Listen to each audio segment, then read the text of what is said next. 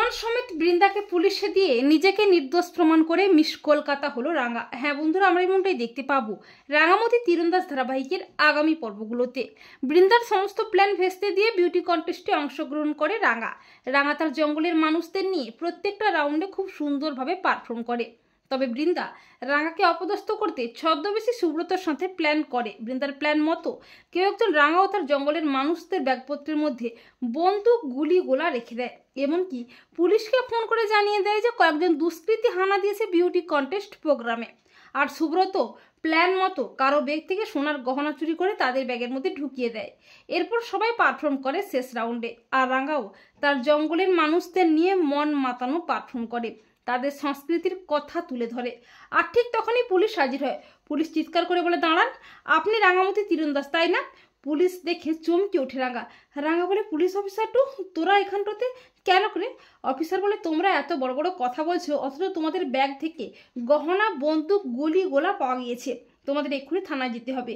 বেআইনিভাবে অস্ত্র পাচার ও চুরির অভিযোগে তোমাকে আমরা অ্যারেস্ট করতে বাধ্য হচ্ছি রাঙামতি তীরন্দাজ। তা শুনে সবাই চমকে যায়। রাঙা বলে, তোরা এসব কি বলছিস রে? আমরা এসব কিছুই তো করিনি। রাঙা বলে, উড়ানবাবু তুই ওকে বিশ্বাসটু কর, মু এসব কিচ্ছুটি করিনি। মুদের জঙ্গলটোর মানুষগুলান এতটাও লোভী নয় রে উড়ানবাবু। একলব্য বলে, আমি তোমাকে বিশ্বাস করি রাঙামতি। রাঙা বলে, অফিসার বাবুটো আমাদেরকে অপদস্থটা করতে ফাঁসাতে চাইছে। মিথ্যে অভিযোগে কন্টেস্টটা ছেড়ে আমরা যেতে পারবো না। রাঙা বলে, নিশ্চয়ই এখানে সিসিটিভি ফুটেজও আছে, ফুটেজ দেখলেই সবটা পরিষ্কার হয়ে যাবে। এরপর সিসিটিভি ফুটেজ চেক করা হয়। ফুটেজে স্পষ্ট দেখা যাচ্ছে বৃন্দা ও ছদ্মবেশী সুব্রত প্ল্যান করছে, আর কেউ একজন বন্দুক গুলি গোলা ব্যাগের মধ্যে ঢুকিয়ে রেখেছে।